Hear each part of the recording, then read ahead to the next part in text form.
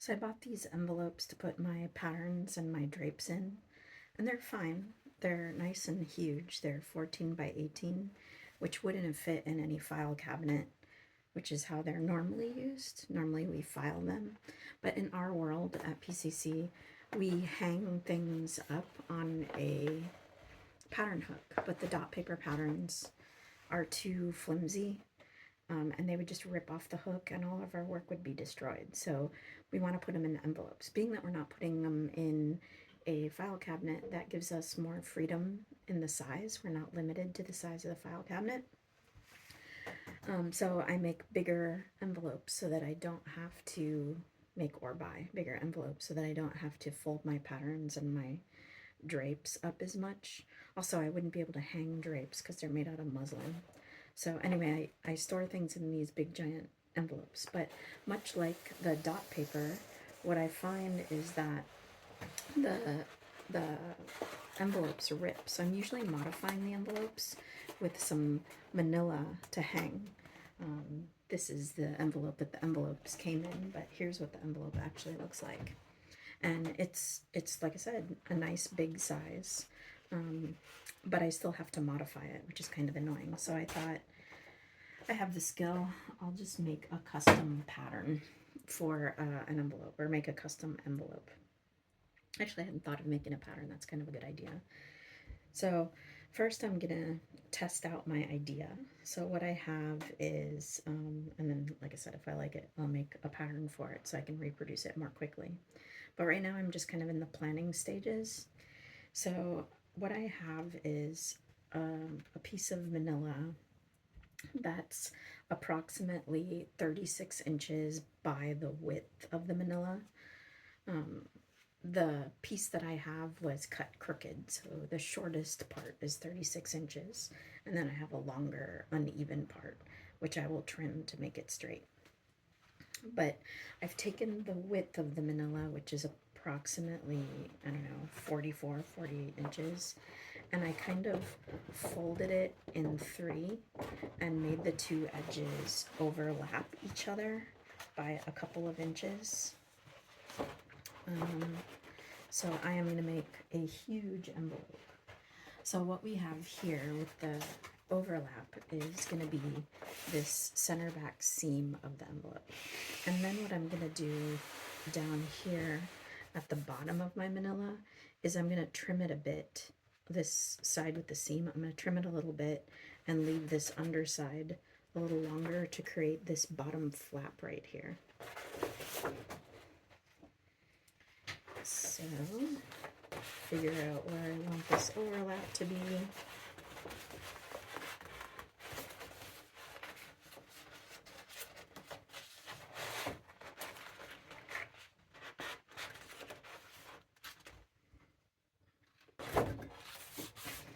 And I'll go ahead and crease it.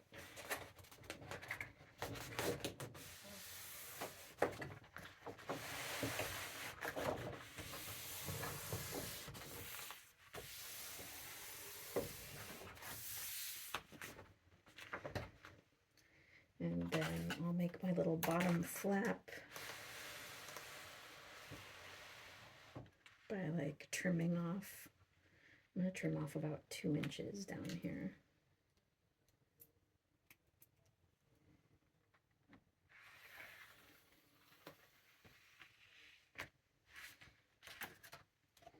And then on my original envelope, it's not all the way to the corner right here, and it kind of angles in and curves.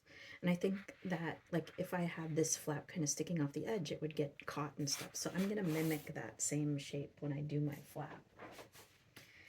So first, I'll cut off this part.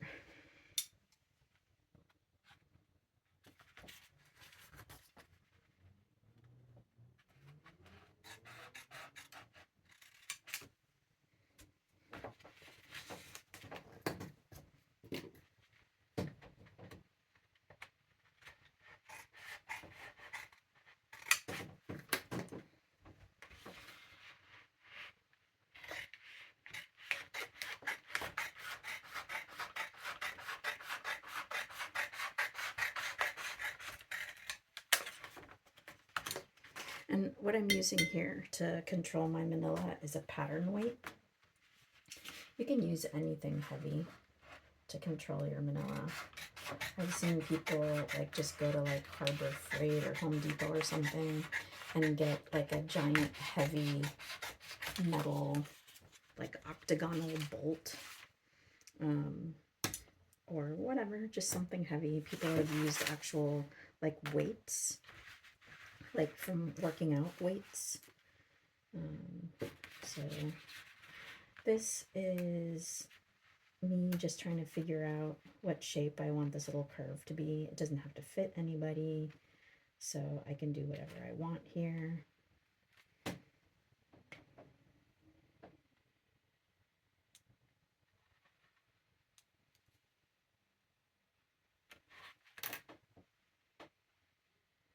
I feel like I want that to slant in a little bit more, so maybe I'll do something like this.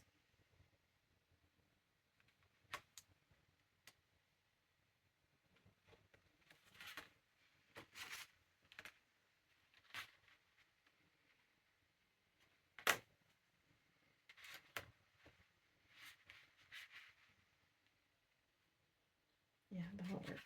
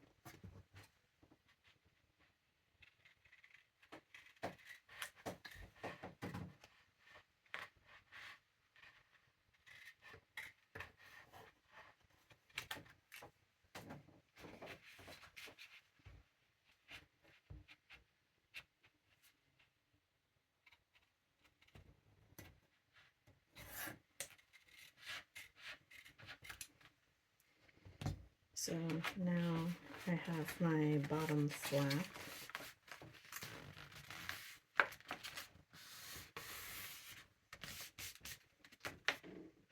So I'll need to glue this somehow. So glue or staple or whatever. So I'll get some glue and I'll glue this center seam, and then I'll glue this bottom flap up. This flap is also kind of messy, so I'll probably clean that up. And then I need my top. So just part of what I took into consideration as I was looking at the pattern pieces that I want to fit in here. So I want it at least that tall as my pattern pieces, so that I don't have to fold them if I don't want to. And then I want a couple inches, maybe like 4 inches above it. Let me think, 4. Maybe 8 inches beyond this, so that I can have a big flap and at least like a couple inches where I can put my rabbit punch. So I'm gonna spin this around. Let me just measure this. So my drape is closer to what my finished pattern is gonna be, because it has like a border around it that's similar to seam allowance. So let's see, where are we at here? So I think if I made this like 20 inches before I have the flap, that should work pretty well. What the heck, we'll make it 24. Let's see how that would look. Just test out that theory. So this is 24. And then so with the piece of muslin, or sorry, manila that I have left, that looks like it would work. Okay. So now I'll flip it around, trim off the unevenness that I have on the other side, and create my top flap of my envelope, my big giant custom envelope that now you can Now that you know how to make these envelopes, you can go on Etsy and create your Etsy shop and sell big giant envelopes for like $50 plus shipping and handling.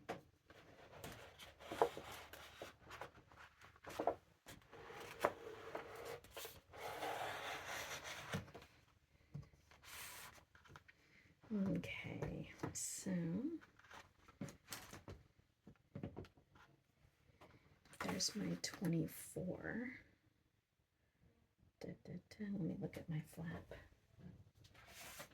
My OG envelope.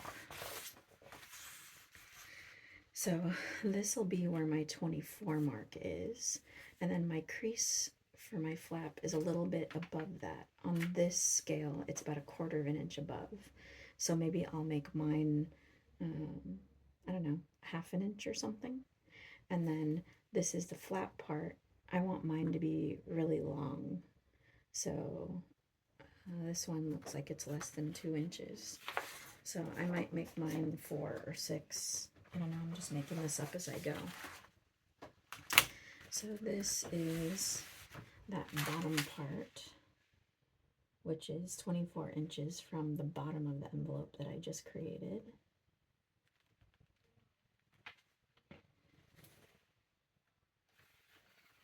So I'm going to cut that off there.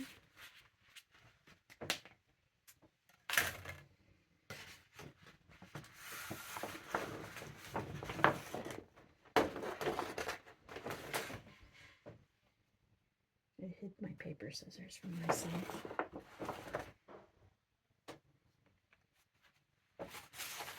There we go.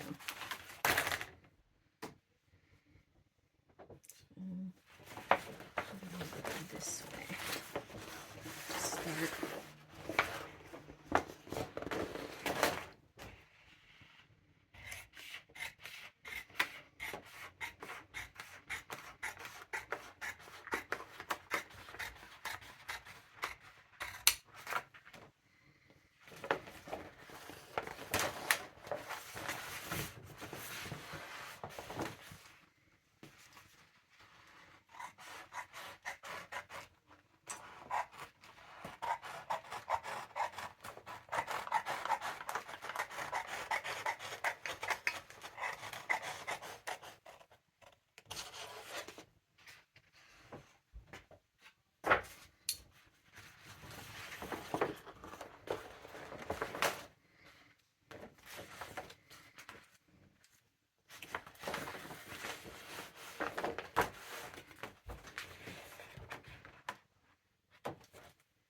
My pattern weight.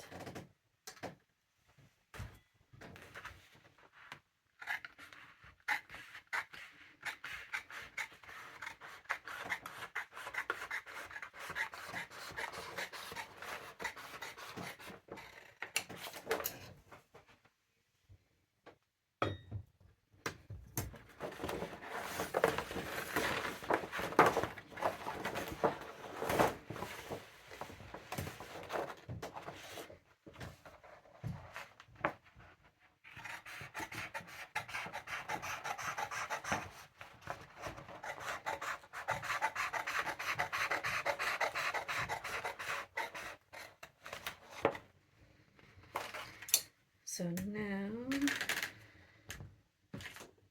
I'll make that little distance before my flap fold, which on my original envelope is 1/4 inch. Actually, that looks like that'll work well, even on this big giant envelope scale.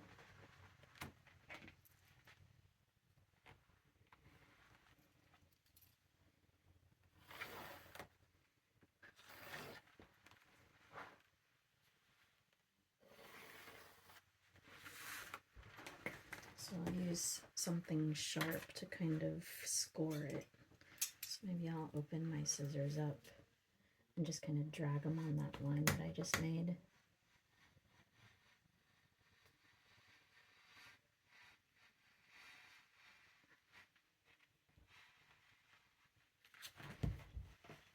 I don't want to cut through, but I just want to like help it fold.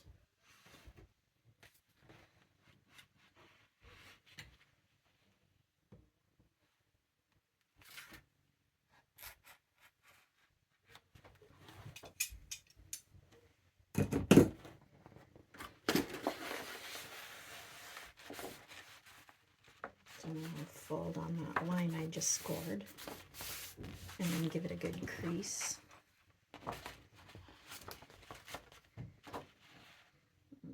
I really want to use the handle of my scissors, but that usually makes a mark, but here I go.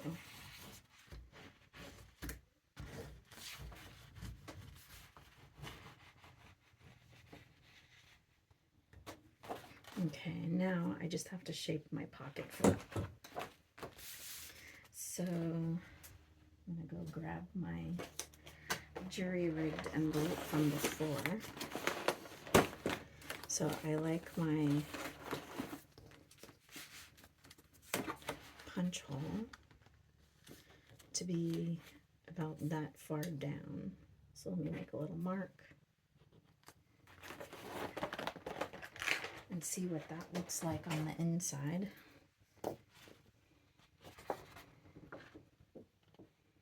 That looks good. Okay, great. And then I want a little space below my punch hole, so I'm just gonna say 2 inches below my punch hole. Sounds good to me. So I'll make my flap 4 inches. 4 inches.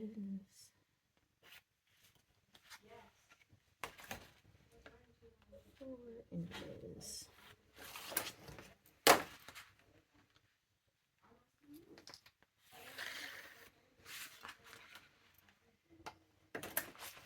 And then I'll make my flap curve.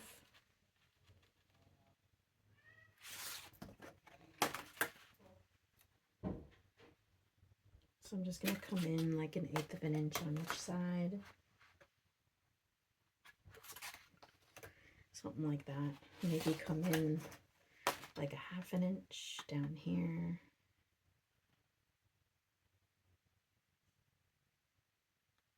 Maybe 1 inch. These are just guide marks for how I want to create my curve.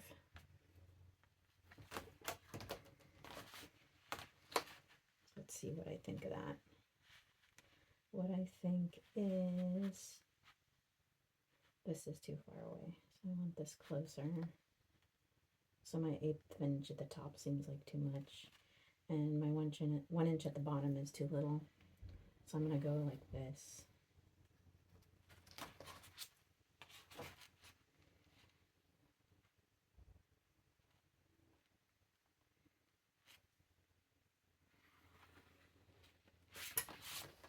So that's going to be my pocket flap.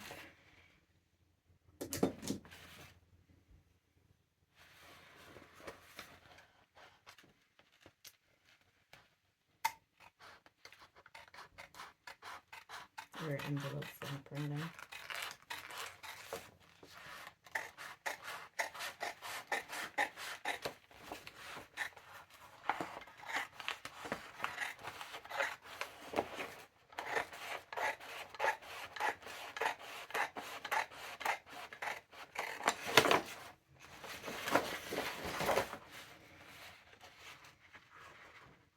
So now I have made myself a big giant envelope. I just have to glue my bottom seam and my center seam together. So I just have to glue this and then rabbit punch it and put my patterns inside, and I'm ready to go.